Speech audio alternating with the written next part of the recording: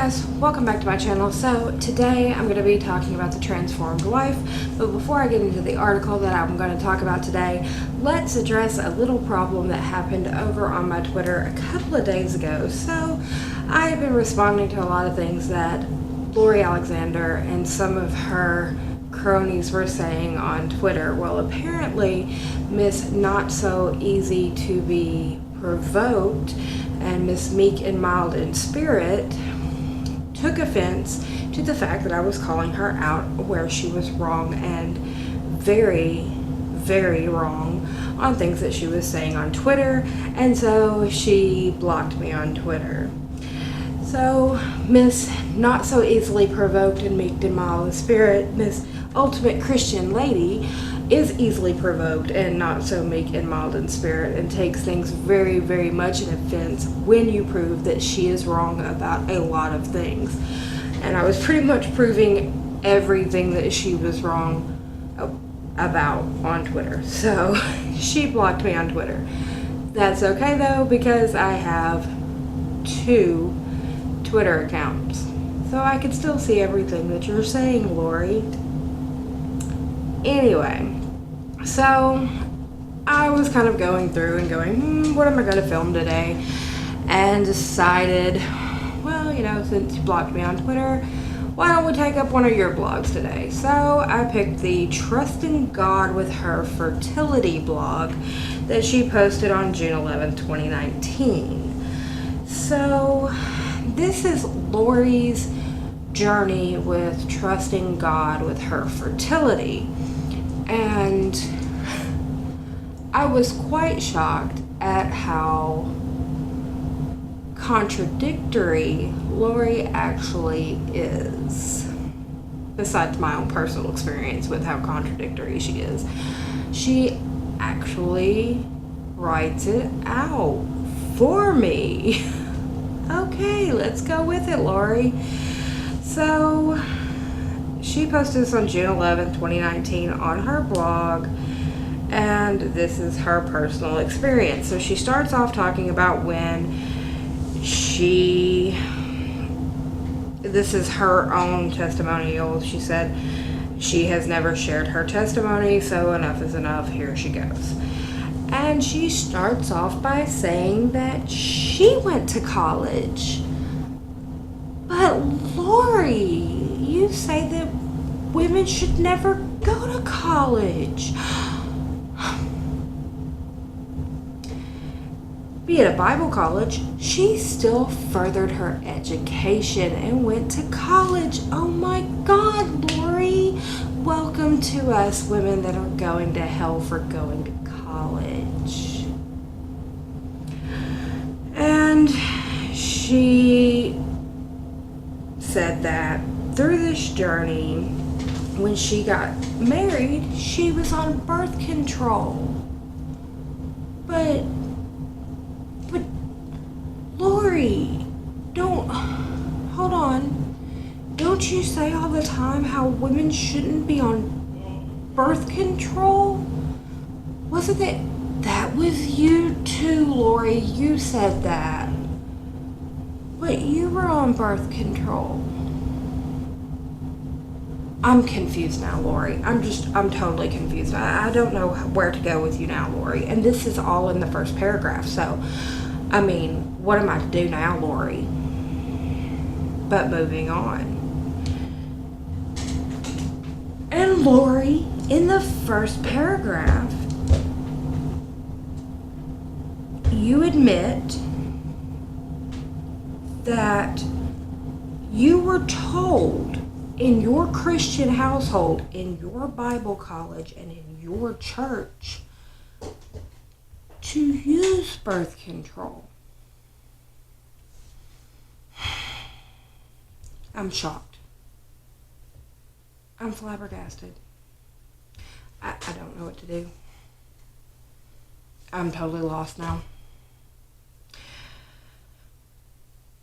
She says that she was on birth control at the beginning of her marriage, that her and her husband thought it was the right thing to do, And they even had a 5-year plan where they just wanted to enjoy being married before they decided if they wanted to have kids or not. Oh my God. But don't you preach against that now, Lori? You do. You do. I'm done. In the first 2 paragraphs of this testimony, you just pointed out everything that you preach against now that you yourself did. You went to college. You took birth control. You wanted to put off having a family. You wanted to just enjoy being married to your husband for 5 years. You wanted to have sex without having a baby. Oh my God. Somebody, please, I've just lost my mind. And she even says, oh, hold on. I have to hold that back. I'm going to hold that back for you for just a second.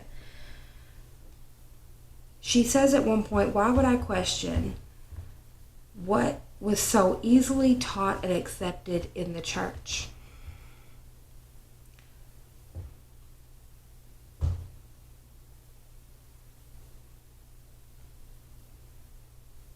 I mean, you're the one that preaches about it now. Why couldn't you answer that question? But moving on, she says that her and her husband had a 5-year plan to enjoy being with each other and married without children, which is a good thing. When you get married to somebody, one, I suggest you know the person before you get married to them. Believe me, marriage is hard enough. But, whatever. I also don't suggest hurrying up and having kids right after you get married, because then there's the whole intermingling of money, and you're trying to get used to being married and all of that. So if you get married and then bam, you're having a kid, that's hard enough. So a 5-year plan seems a decent idea anyway. But here's another shocker from Lori. She's quoted as saying she was never big on kids in the first place. Not you, Lori.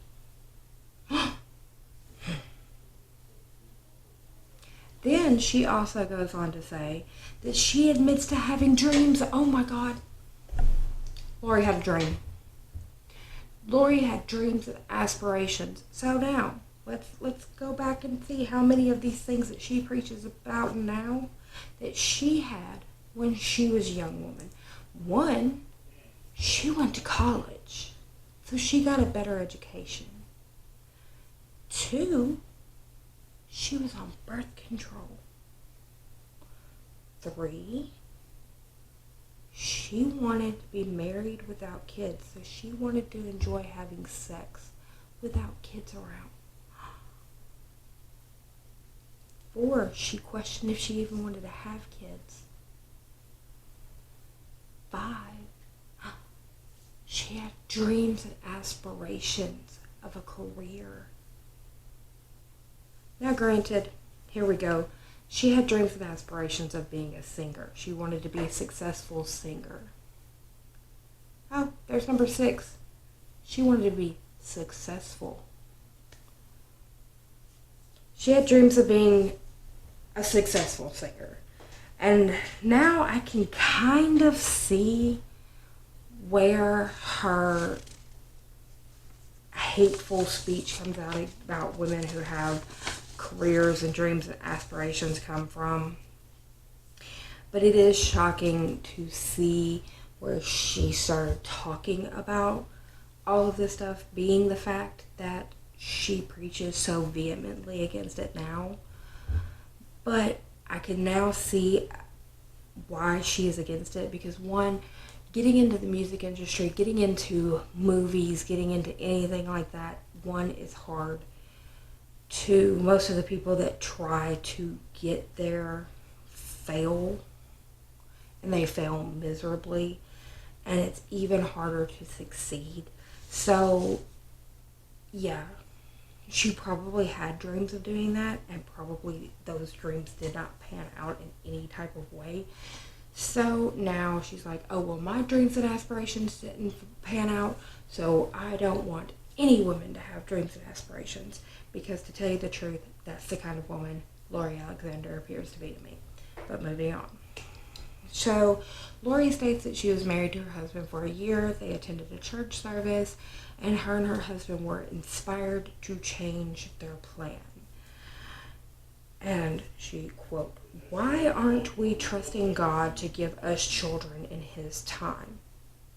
Maybe because it's not God, it's called science. You know, things like this happen. Just a thought.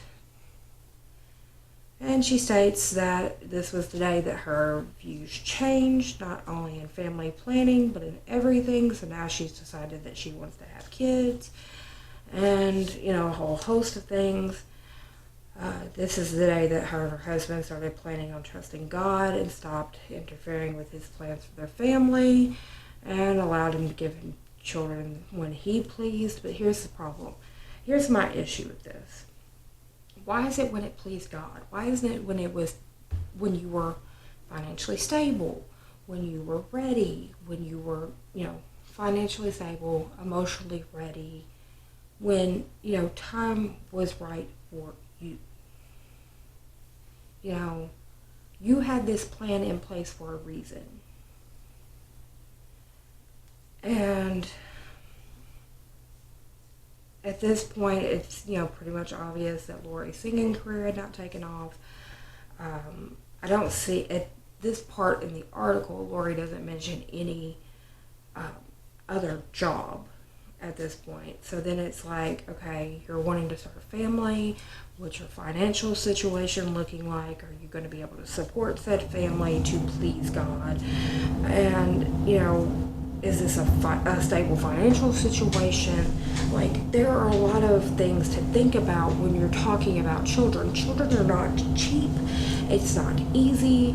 It's a big undertaking. And that's what a lot of people need to understand when they're talking about just having kids. Yes, they're cute and adorable, and yes, you're like, oh, I just want to have the children, and oh, the baby. Yes, but the baby is a lot of money, okay? Kids are not cheap. Kids are emotionally draining. They're physically draining. Yes, you love the children to death, but there's a lot that goes into the children.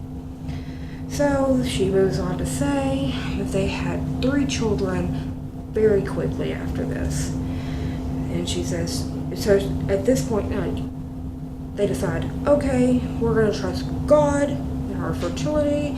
Boom, she has 3 kids. So she went from never being big on kids to boom, you have 3 children. That's a big step.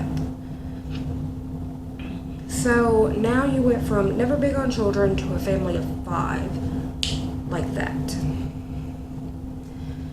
And, I mean, in the early stages of a marriage, that's a lot of stress and strain.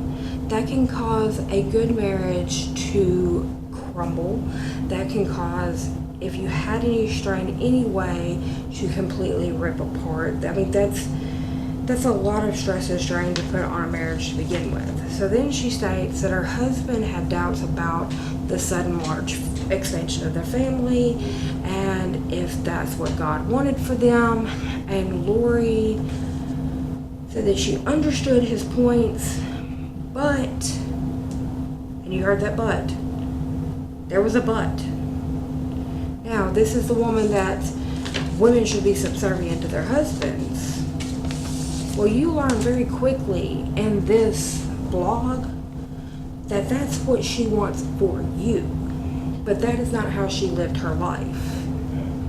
So you remember the 6 things earlier? There's a huge number 7. A huge number 7. She did not respect her husband's wishes in this arena at all. Throughout this article, she pretty much just all over her husband's feelings. But she thought that this was the way that they should go. And she said that she sympathized with her husband, but there was no one, he was like, we're doing this, but nobody else in our congregation is doing this. So she had there was no support. And he was like, there's nobody else living the life this way, and so she sympathized with him, and there was nobody that was doing this. Nobody in the congregation was living their life this way. Nobody else interpreted this sermon this way. So at this point, when your husband's bringing this to you, do you ever take a step back and go, maybe, just maybe we interpreted that sermon wrong. Maybe it spoke to me in a different way. Maybe it spoke to both of us in a different way. Maybe we need to take a step back. You're having some doubts. Why don't we just take a step back? Let's reconsider this position. I mean, we've got 3 kids.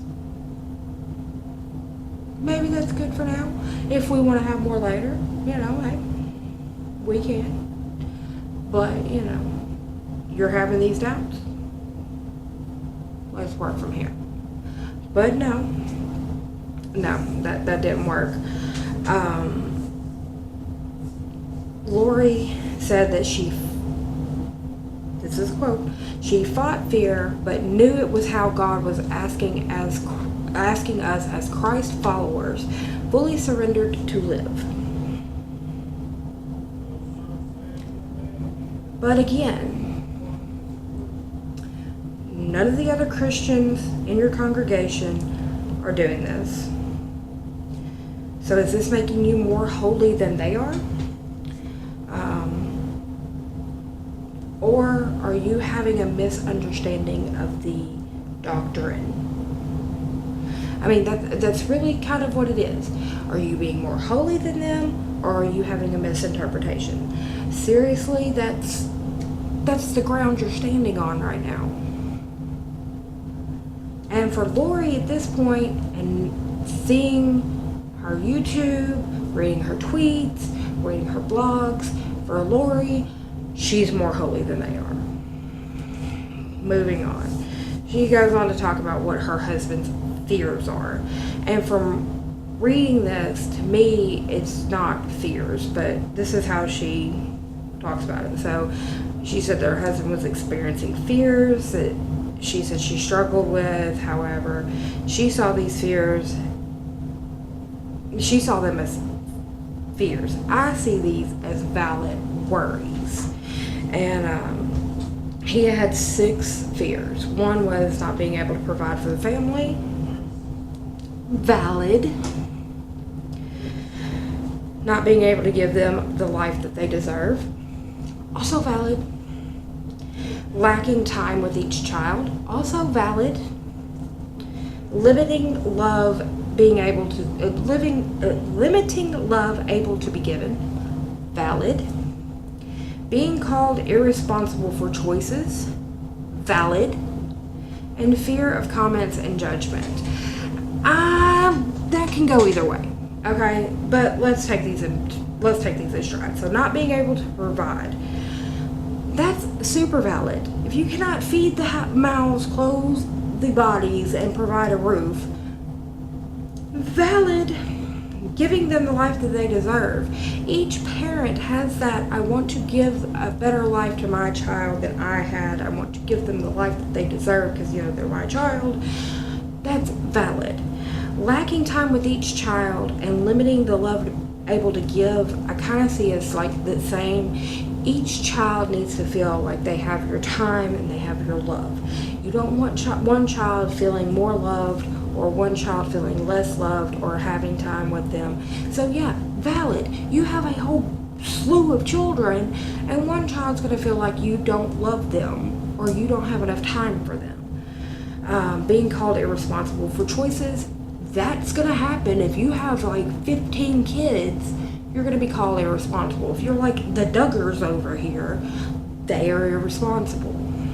And fears of comments or judgments, I don't really say that that's valid per se, but I can see where he's coming from in that. If you're kind of big in your church and people are kind of hey, you see these people, how many kids they're having? I mean, don't you think that's kind of irresponsible of them? That may be a fear of yours because of your status in your social group or whatever. But Lori said that her husband was so bothered by Lori's position that he even went to several pastors and was like, this is what's going on, these are my fears, this is my wife's position, what do you think? And he wanted to get a vasectomy, and Lori and her husband were fighting. So she was not being Miss Meek and Mild, and she was not being Miss Subservient either. She was being very bold, and she was being very forefront in her beliefs and fighting back, like us modern women. So hey Lori, welcome to the club. We have meetings on Tuesdays. That way it doesn't interfere with your church services. But she was fighting back, which is totally against what she preaches today. And so her husband was wanting to stop having children for all the reasons that I listed previously. She was being stubborn and pushing her desires onto him. He goes to all these pastors and he's like, look, this is what I believe. This is what my wife is believing. You know, this is the church service that we attended that kicked all this off. And the pastors told them, y'all are done. You're being irresponsible. But Lori continued to act like a petulant child, kicking her feet in the middle of a store because she couldn't get a toy. And kept fighting her husband over this. Her husband was threatening to get a vasectomy, and she kept throwing a hissy fit. So she said that she conceded and started taking birth control, but she only went back on her birth control for 2 weeks. 2 weeks is not even long enough to get it back in your system and working well enough for it to prevent a pregnancy, for it to do anything. But she went back on for 2 weeks. It's not even enough to start regulating your hormones or anything like that. And she said that this was as the lesser of the two in exchange for his vasectomy. But then she stated after the 2 weeks, she stopped and left it in her husband's hands. Because at this time, at the same time that all of this was going on, Lori was having health issues. So her husband is trying to be responsible. He's trying to stop the baby making process because Lori is having health problems. Now, let me remind you, they have 3 children. So he's trying to be responsible because doctors are telling her she couldn't and shouldn't have any more children. Like, the doctors, stop it right now. You stop. Because Lori was having blackouts, mini strokes, and heart issues, which led to the eventual diagnosis of multiple sclerosis, or MS. So, of course, for Lori, she blames the health issues on the Yaz birth control, which Yaz did have a huge lawsuit against it because there were a lot of health issues. But there could have also been, for Lori, the issue of having so many pregnancies back to back. Because one thing people don't understand is that when you're carrying a child, that child drains a lot of things from your body. It pulls everything it needs from your body. A lot of mothers have had problems with their teeth. I'm actually one of those. My back teeth are horrible because with my son, with my daughter, I was very sick was sick like 3 times a day for 7 months. And then with my son, like he just was like sucking me dry. So like the calcium in my teeth is very bad from them. Some mothers have other health related issues from pregnancy because your children take a lot from your body. When you have a lot of kids back to back to back to back like that, it is hard on your body. Not to mention what you go through in childbirth and how draining that process is. So you go through the drain of having childbirth and then you get pregnant right back again.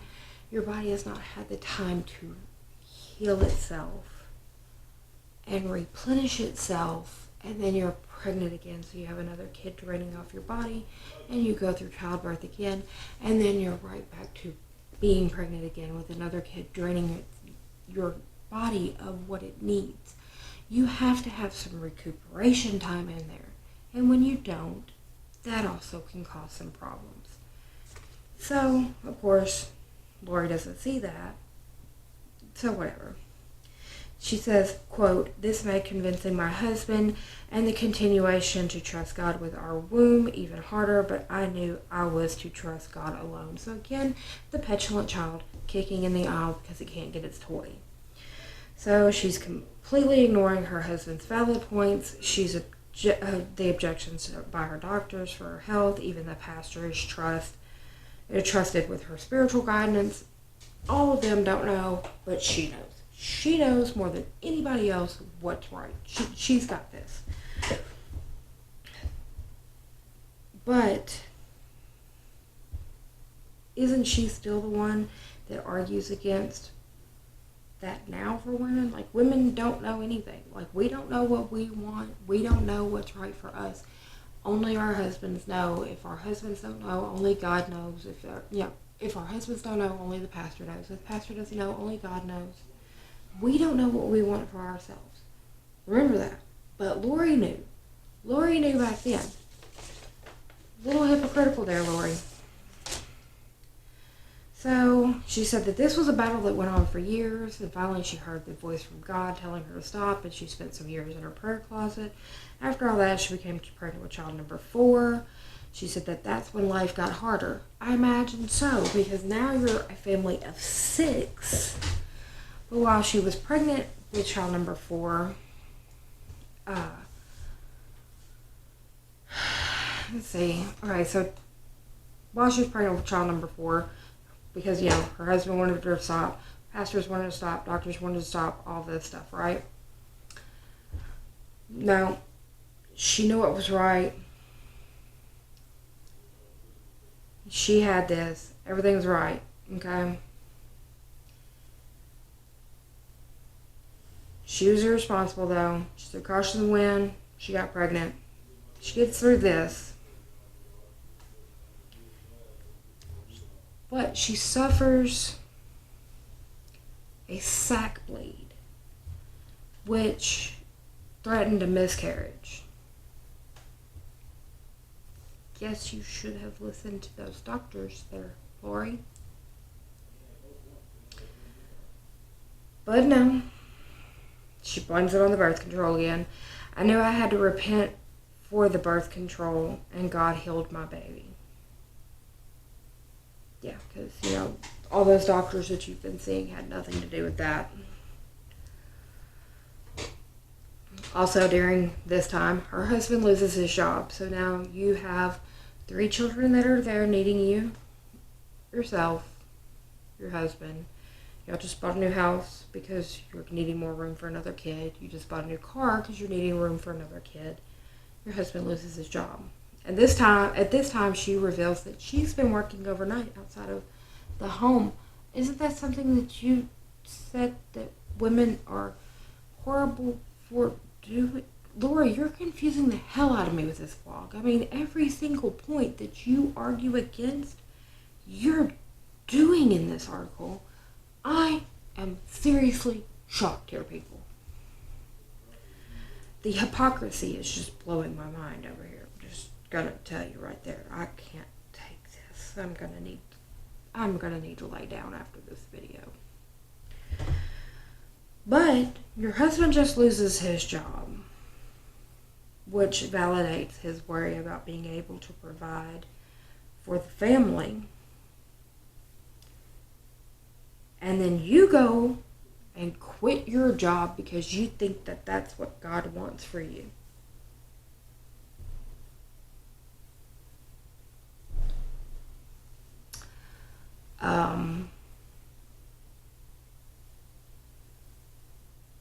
Now how are you going to provide for your now family of 6? Lori?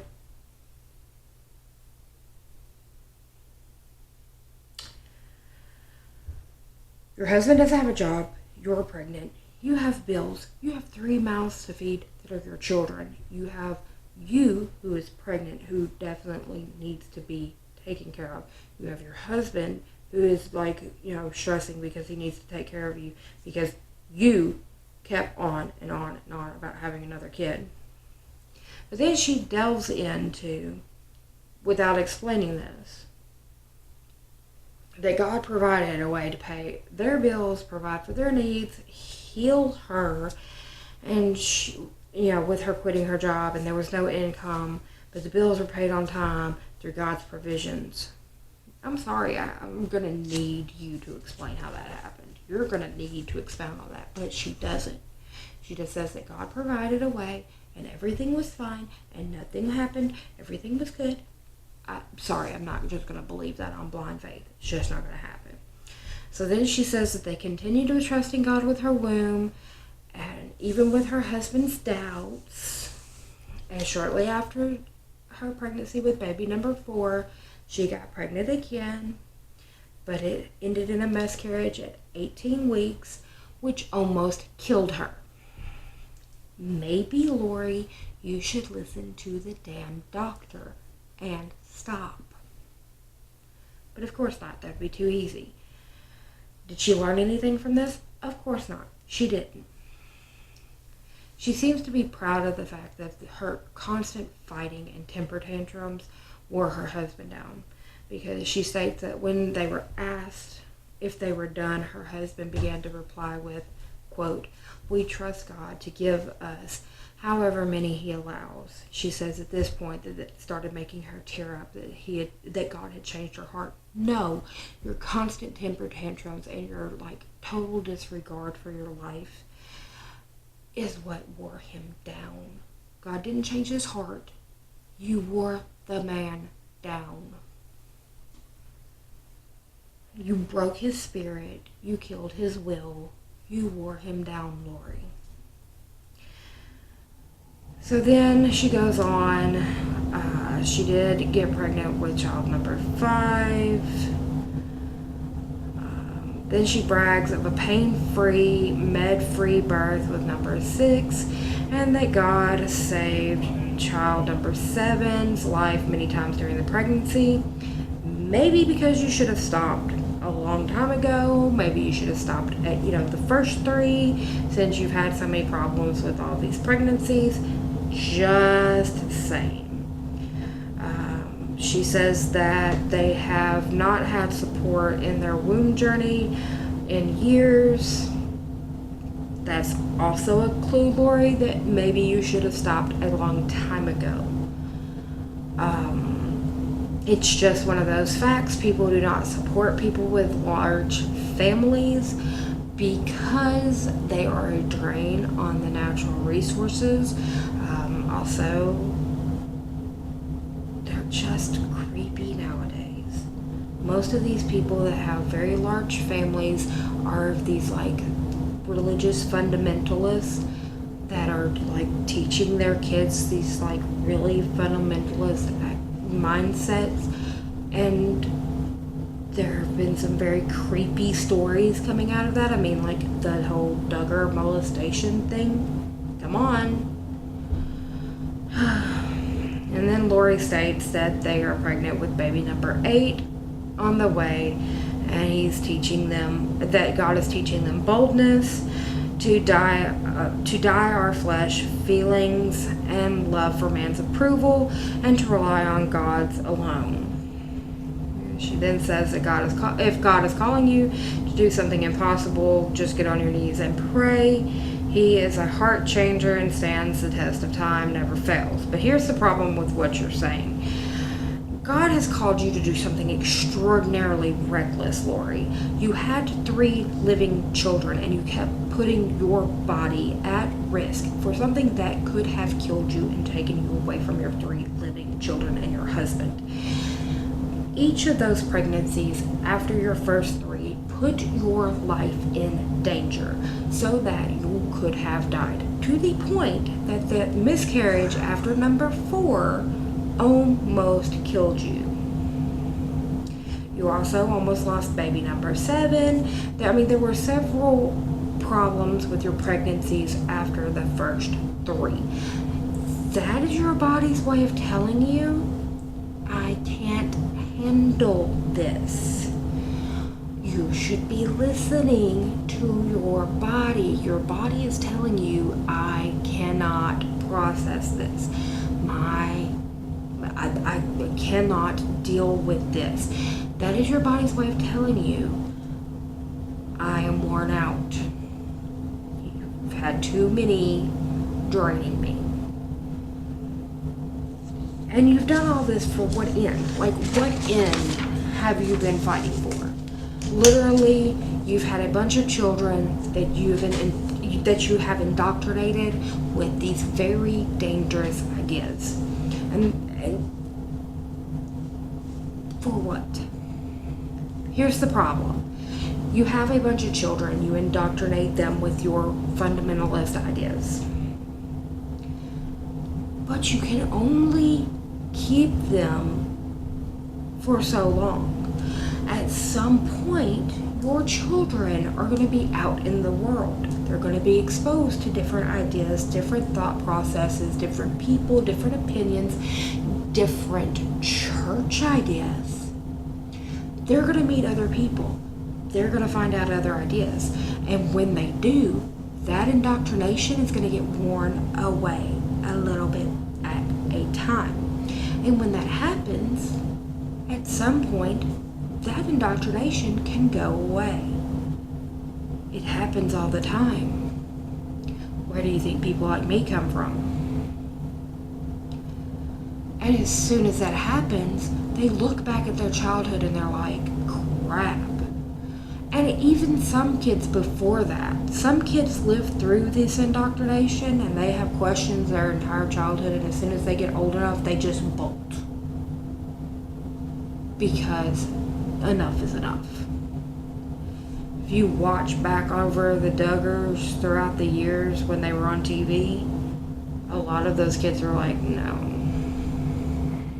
I don't want to have that many kids. If you look at Sister Wives, you ask a lot of those kids. If you look at them on the TV show, if you ask a lot of those kids, do you want to be a polygamist? A lot of those kids are like, no. Because they see the problems with the indoctrination, because they see it from a different angle. You put your life at risk for no reason.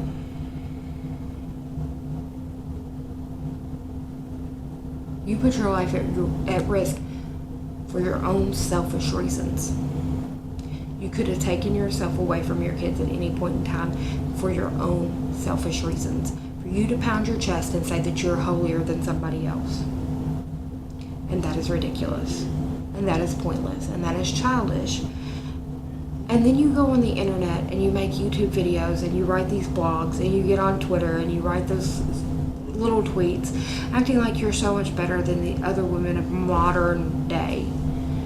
And you're not. Because in my opinion, the first person in my life, the person that I will lay down my life for, was either one of my children. My daughter, before she passed away, I would fight tooth and nail for. And my son, I will kill for. Do not ever do anything to my children, and I will never, ever put my life in danger so that I can't come home to them. Anyway, guys, that's going to do it for today's video. If you like this video, give it a like. If you haven't already, go ahead and subscribe and ring that bell so that you're notified of every time I upload a video. And there's going to be more Lori Alexander on this channel, even though she's blocked me on Twitter. Why don't you head over there to her Twitter page and give her some love for me? In the comment section down below, why don't you go ahead and leave a comment on what you think about this article? Do you think these kinds of thought processes are dangerous? Do you think these kind of religious beliefs are dangerous? And in the description box down below is my Facebook, Instagram, Twitter, and email. Yes, my Twitter's still active. I just can't see Lori's tweets from that Twitter. But anyway, guys, that's going to do it for today. I will see you on the next one. Bye for now, guys.